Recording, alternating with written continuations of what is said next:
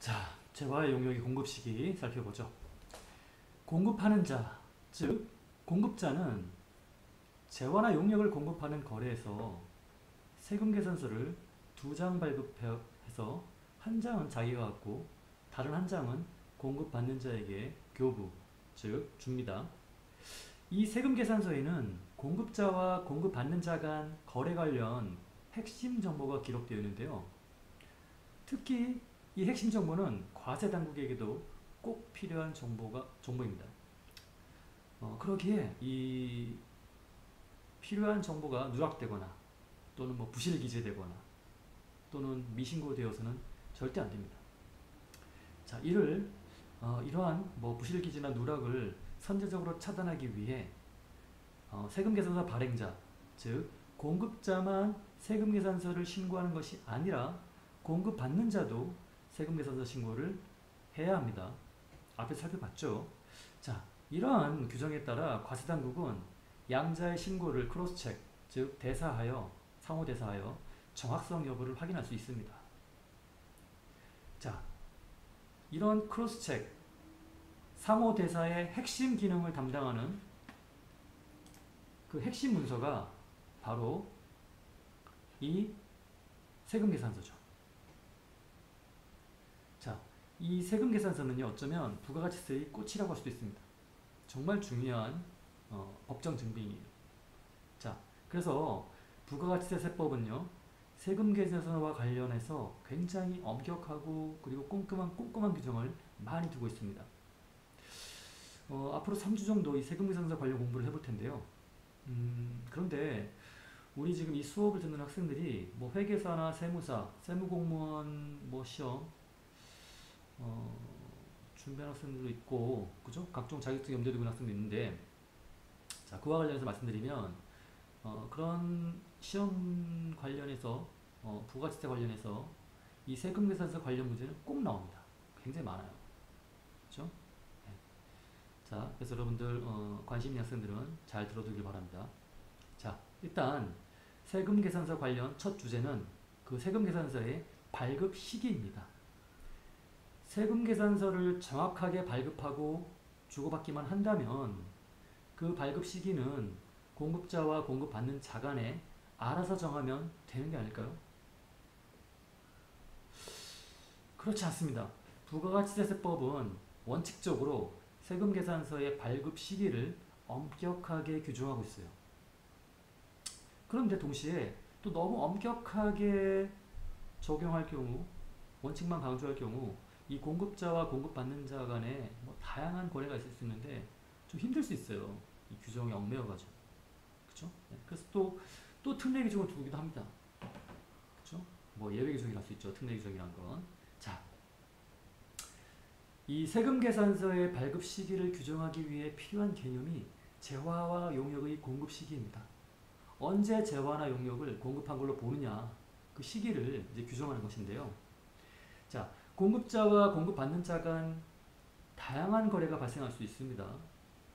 재화나 서비스는 특정 시점에 100% 제공하지만 그 대금은 나눠 주고받을 수 있는 거죠. 한 예입니다. 이외에도 많습니다. 자, 이런 걸 할부거래라고 하는데요.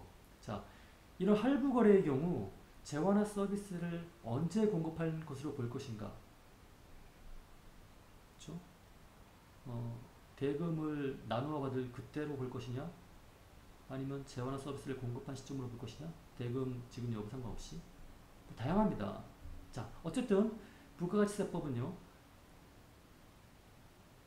공급 시기 규정을 두어서 각 케이스별로 그 공급 시기를 정의하고 있습니다. 자, 이 부가가치세법은 이 재화 서비스의 공급 시기를 기준으로 동시에 세금계산서 발급 시기를 정의합니다. 굉장히 꼼꼼하게 규정하고 있고요. 다양하고 복잡한 실무를 반영했음에도 굉장히 논리적입니다. 그런데 한계가 있죠. 아무리 논리적이라고 해도. 어쨌든 자, 사업자 간 거래가 워낙 다양하고 복잡해서 그런 복잡한 실무를 반영하다 보니 얼핏 보기에 어려워 보일 수 있습니다. 그래서 우리 수강생들이 회계사, 세무사, 세무공무원 수험생도 있겠지만 거의 다수는 그 시험과 관련 없는 뭐 자격증 정도 생각하고 있는 학생들이기 때문에 너무 깊게는 안 들어가요. 살짝 발을 담궈보는 수준일 테지만, 하지만 맛보기로 보여주는 이 케이스가 케이스를 잘 이해하면 응용력이 커질 수 있어요. 자, 덧붙여 당부드리고 싶은 게 있는데, 일단 자료 화면을 굉장히 압축해서 제가 제공하기 때문에, 그죠? 굉장히 빨리 지나는 느낌 받을 수 있을 거예요. 그래서 휙휙 지나가는 그 내용 속에 이 복잡하다는 실물을 반영한 이 공급시기 규정이 선뜻 이해가 안 가고 손에 안 잡힌다고 해서 너무 고민할 필요는 없어요. 그죠? 그냥 뭔가 마음을 열고 일단 받아들이시는 그런 마인드로 들어주시기 바래요. 심오한 내용이 결코 아니고요. 복잡하고 다양한 실물을 반영하다 보니 관련 규정이 좀 복잡할 뿐입니다. 어쨌든 논리적이에요. 자, 그래서 여러분들은 이 거래별로 공급 시기가 어떻게 정의되고 세금 계산서 발급은 언제 하면 되는 것인지를 결국 이해하신 다음에 외우셔야 됩니다. 그렇죠? 네. 자, 그럼 먼저 우리 세법 규정에 따라 일반적인 공급 시기는 어떻게 정의되는지 먼저 살펴보고 오죠. 자료화면입니다. 공급 시기는요, 재화나 용역을 공급하는 이제 납세 의무자가요, 이제 세금 계산서를 발급해야 하는 시기를 세법적에 부가가치세법에 정해 놓은 거예요. 그래서 요거죠. 그래서 공급일이 확정이 되고요. 공급일이 확정이 되면 자 이제 과세 기간이 확정이 됩니다. 그죠? 과세기간 확정을 시키려고 이렇게 법에서 정해져 있는 거예요. 재화랑 용역 같이 볼 겁니다. 재화부터 볼게요. 일반적인 경우엔 인도 기준입니다. 인도 기준. 인도는 이제 인도했다는 건 그 날이죠. 이동이 필요한 경우고요. 이용 가능일은 이동이 필요 없는 것은 이용 가능일이에요. 그렇죠? 이게 원칙입니다. 그런데 이렇게 정해놓은 이유가 왜 그러냐면요. 예를 들어서 1기랑 2기를 볼게요. 6월 12일에 인도했다고 보겠습니다. 그리고 2기 때 받았어요. 돈을. 대가를 수령했습니다. 만약 이렇게 인도일이랑 대가랑 정해놓지 않는다면 언제 세금계산서 발급해야 될지 모르잖아요. 그리고 이게 정해져 있지 않으면 이걸 가지고 악용할 수 있죠. 그렇기 때문에 무조건 이 인도 기준 즉 인도일 이때가 세금계산 발급해야 하는 시기고 공급 시기인 거예요. 그래서 무조건 이 사람은 매출한 사람은 7월 25일까지 신고와 납부를 해야 됩니다. 그죠? 그래서 대가 수령이 아니에요. 무조건 인도입니다. 대가 중요하지 않습니다. 인도를 했다면. 자, 이제 현금 판매나 외상 판매나 상품권 판매나 할부 판매나 재화의 공급으로 보는 가공 있죠? 재화로 공급인데 가공인데 재화의 공급이요. 그쵸? 이거 다 가공계약이지만 자 주요 원재료를 부담을 하면은 재화의 공급이요. 그쵸? 요거 말씀드리는 거잖아요. 요런 것들 다 인도 기준이에요. 이해 가시죠? 근데 요건 할부 판매. 이제 뒤에 가서 이 할부 판매가 실무하신 분들 제일 헷갈리시죠? 일단 할부 판매 먼저 일반적으로는 인도 기준이에요. 그러니까 일단 할부 판매는 원래 원칙적으로는 인도 기준이에요. 자, 특수한 경우. 자, 특수한 경우가 중요한데 각 대가를 받기로 약정한 때입니다. 약정한 때. 약정한 때예요. 즉 수령한 때가 아니에요. 대가를 수령한 때가 아니고 수령하기로 약정을 했을 거 아니에요. 그게 이제 특수한 경우에 공급시 이때마다 세금계산 발급을 해야 되는 건데요. 자, 특수한 경우는 이렇게 있습니다. 장기 할부 판매죠. 아까 앞에서 봤을 때 그냥 할부 판매는 인도 기준이었어요. 근데 이제 장기자가 붙었네요. 할부 판매는 할부 판매인데 장기 할부 판매예요. 자, 그리고 중간 지급고 조건부 판매, 완성도 기준 공급이고요. 계속적 공급이 있습니다. 먼저 장기 할부 판매부터 볼게요. 장기 판매는요. 자, 이 할부 판매랑 다른 거예요. 이건 이렇게 돼 있지 않지만 세법적으로 요건 이제 단기 할부 판매인 거예요. 저 장기 할부 판매 요건이 맞지 않으면 단기 할부 판매입니다. 인도 기준이 일단 할부 판매는. 근데 이 장기 할부 판매는요. 요건 요렇게 충족이 되면요. 요건 장기 할부입니다. 자, 재화 인도 후고요. 재화 인도 후에 2회 이상 분할 대가를 수령해야 돼요. 그리고 인도일의 다음 날부터 최종 대가 수령일까지요. 요게 1년 이상이어야 됩니다. 요 두 가지의 요건을 동시에 충족하면 자, 장기 할부 판매라고 하는 거예요. 그래서 이때는 각 대가를 받기로 약정한 때가 공급 시기인 거예요. 자, 보면은 볼게요. 그림으로. 자, 인도를 했습니다. 인도 후죠. 인도 후에 대가 수령을 하기로 약정한 게 지금 2회 이상인 거예요. 맞아요? 그리고 1년 이상 된 겁니다. 요 인도일의 다음 날부터 대가 수령일, 마지막 대가 수령일까지. 그래서 인도일인데 인도 기준이 아니고 이제는 대가를 수령하기로 이때 약정했잖아요. 요때 이제 세금계산서를 발급해야 되는 거예요. 이해 가셨죠? 원래는 원칙적으로 인도 기준이지만 장기 할부 판매의 경우에는 이렇게 각 대가를 받기로 약정한 때라고요. 그죠? 이렇게 해야 되고요. 그리고 중간 지급 조건부 판매는요, 보통 이제 오피스텔이나 이제 상가를 분양할 때 많이 이렇게 활용이 됩니다. 재화 인도 전이에요, 인도 전. 그리고 3회 이상 분할 대가를 수령해야 됩니다. 그리고 계약금액 약정의 다음 날부터 마지막 인도일까지 6개월 이상이 돼야 돼요. 요거는요, 인도 전이에요. 맞아요? 아까 장기할부 판매는 인도한 다음부터 돈을 받았죠. 이건요, 인도하기 전부터 돈을 받는 거예요. 보통 그렇잖아요. 오피스텔 많이 분양 받아보신 분들은 아실 거 아니에요. 그렇죠? 인도 전에 대가 수령 약정을 이렇게 3회 이상을 해야 됩니다.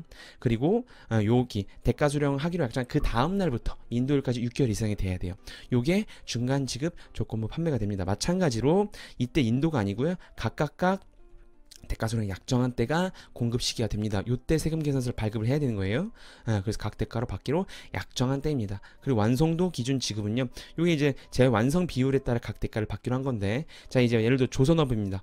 조선이나 건설 같은 경우에 많이 이렇게 하죠. 계약서에 그렇게 씁니다. 한 번에 1년 안에 만들 수가 없기 때문에 이건 계약서에 진행에 따라서 완성되는 그 진행에 따라서 각 대가를 받기로 약정한다. 뭐 이렇게 계약서 많이 써 있잖아요. 그렇죠? 그럼 완성도 기준 지급 공급이기 때문에 이 인도 기준이 각각의 완성 요때 됐을 때 세금계산서 발급을 해야 되는 거예요. 별거 아니죠. 제어의 완성 비율에 따라서 각 대가를 받기로 약정한 때 요것도 중요하죠.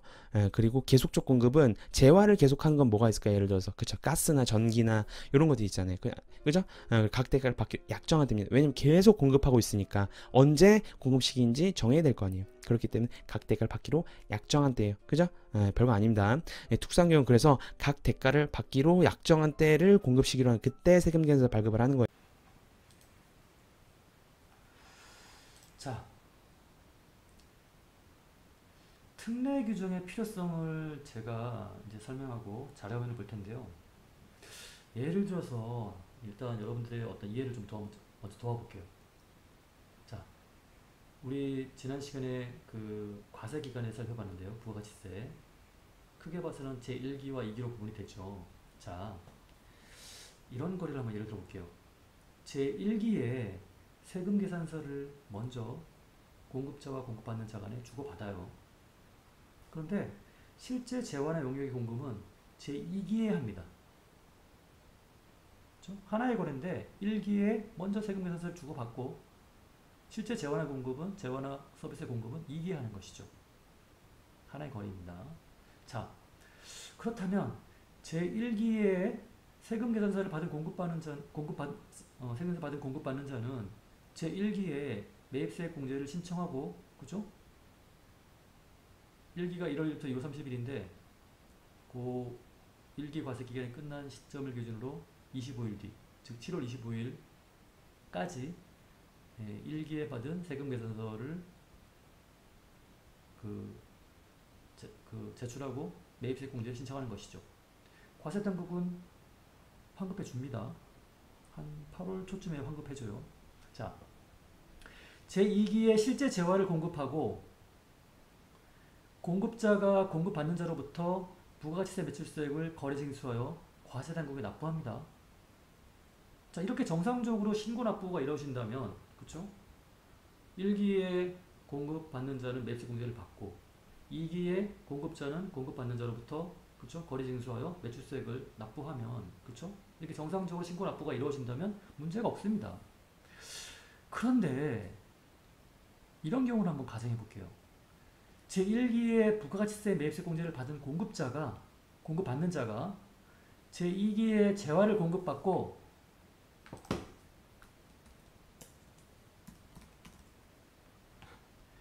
대금을 지불하지 않고 배째라 하거나 아예 튀어버립니다.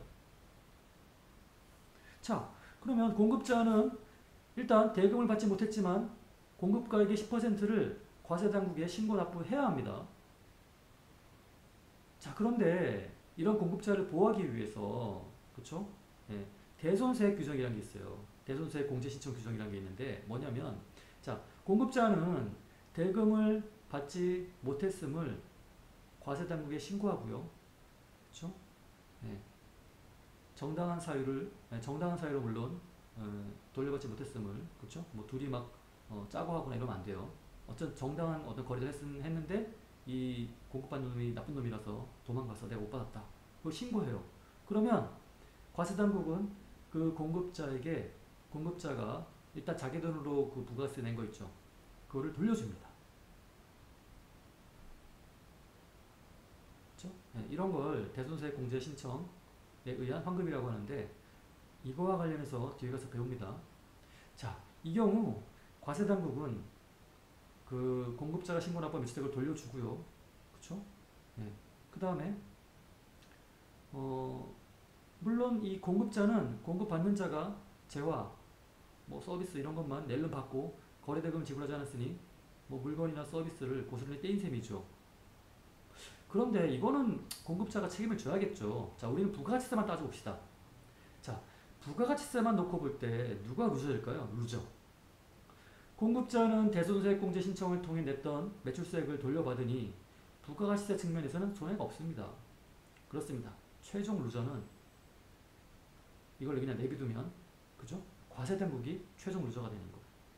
자, 과세당국은 매입세 공제인 만큼 그죠? 고스란히 손해를 보게 됩니다.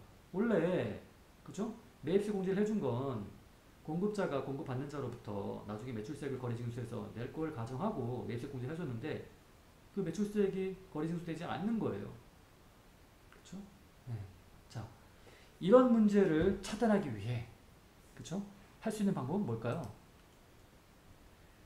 공급하기 전에 세금 계산서를 먼저 주고받는 것을 금지시킬까요? 자, 그러면 상거래를 너무 위축시키는 그렇죠? 결과를 초래할 것입니다. 그러니까 이 세법, 규정 이런 게 상거래의 어떤 본질을 훼손하면 안 돼요. 최대한 상거래의 어떤 본질을 존중하면서 그죠? 방법이 있다면 자, 그럼 어떤 방법이 있을까요? 그렇습니다. 재화를 공급하기 전에 세금 계산서를 먼저 발행할 경우 실제 재화의 공급 시기를 무시하고 세금 계산서 발행 시점을 공급 시기로 간주하는 것입니다. 그렇다면 1기에 세금 계산서를 먼저 교부하고 2기에 실제 재화를 공급합니다. 이런 거래가 있어요. 자, 일반 상거래 방식으로는 2기가 재화의 공급 시기일 것입니다. 하지만 앞서 설명한 것과 같은 문제가 발생했기 때문에 그쵸? 이 일반적인 공급 시기 규정을 배제하는 특례 기준을 둡니다. 즉, 그 특례 규정이 뭐냐면 실제 공급 시기 전에 세금 계산서가 먼저 발급될 경우 그 세금 계산서 발급 시점을 실제 공급 시기와 상관없이 공급 시기로 간주해버리는 그런 특례 규정을 둡니다. 그러면 앞서 언급해드린 그런 문제점이 발생하지 않는 것이죠.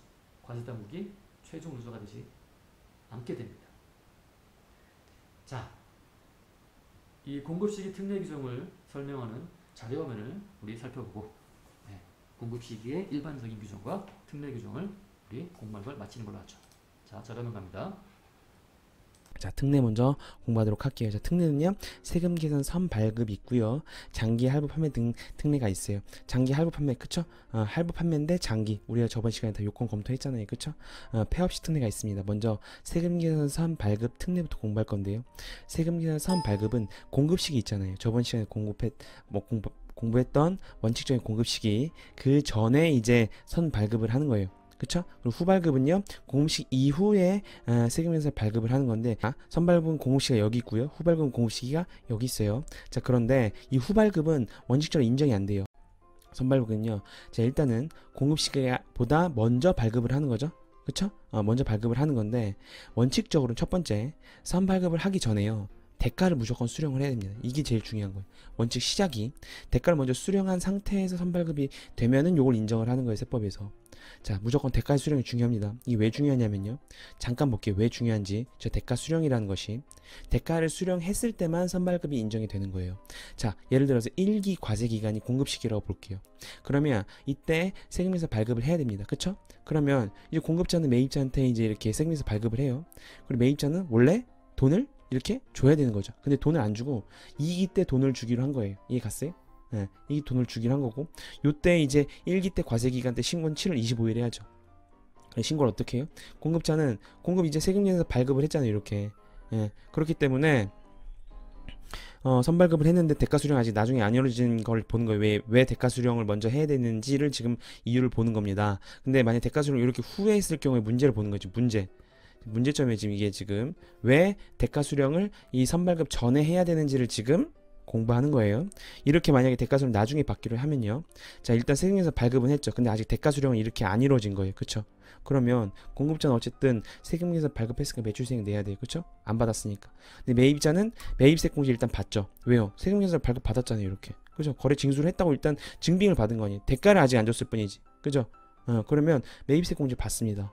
그리고 공급자 매출세액을 내요. 그쵸? 그런데 이 매출세액이 내는 건데 매입세액 공제 받죠? 근데 대가수령을 이렇게 이 매입을 이제 매입자가 공급자한테 대가수령을 이제 대가를 줘야 되잖아요. 근데 안 주고 튀는 거예요. 그럼 매입세액 공제는 받았죠. 매입자는. 근데 공급자는 이게 지금 뭐가 된 거예요? 대손금이 된 겁니다. 대손금이 되면 대손금 세액 공제라고 해서 나라에서 돌려줘야 돼요. 대손세액 공제라고 해서.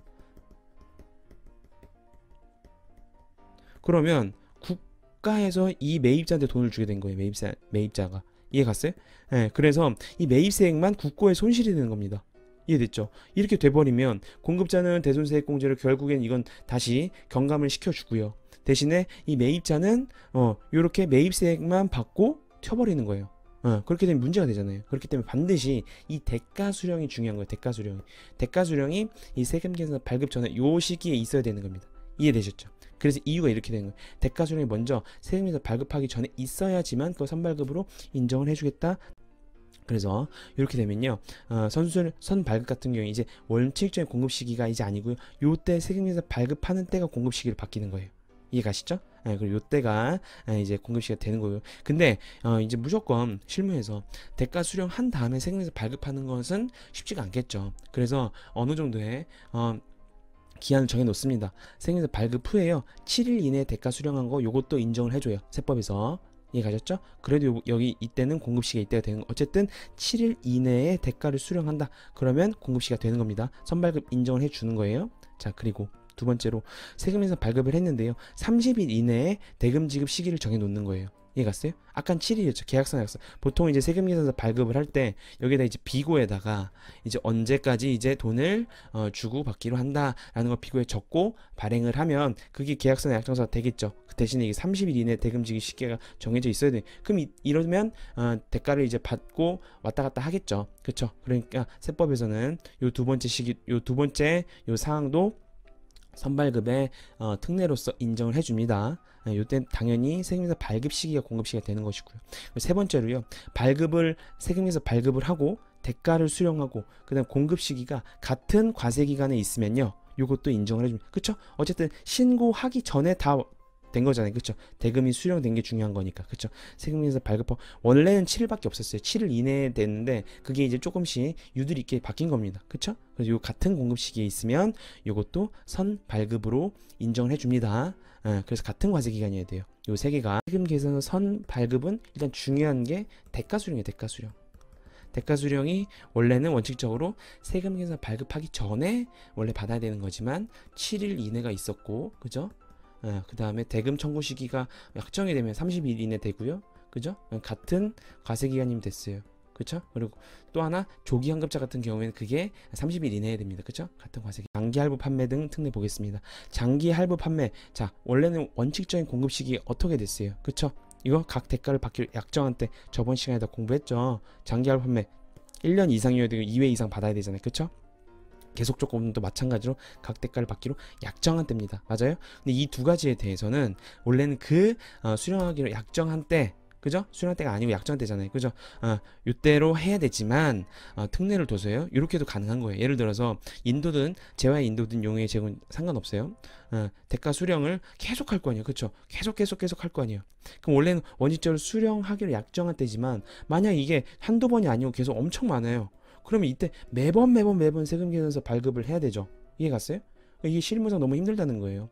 그래서 이때로 보지 않고요, 요때 장기 할부나 계속적 공급 같은 경우에는 요 인도일, 그죠? 인도일의 공급 시기로 전체를 끊을 수가 있습니다. 그쵸? 요거는 가능한 거예요. 요거는 실무상 편의를 위해서입니다. 편의를 위해서 장기 할부 판매나 계속적 공급 같은 경우에는 이렇게 원칙적으로는 대가 수령을 받기로 약정한 때지만 요거를 무시하고 한 번에 끊을 수 있다는 겁니다. 이해 가셨죠? 요거 가능한 거예요. 자, 그래서 장기 할부 판매 계속적 공급 요 두 개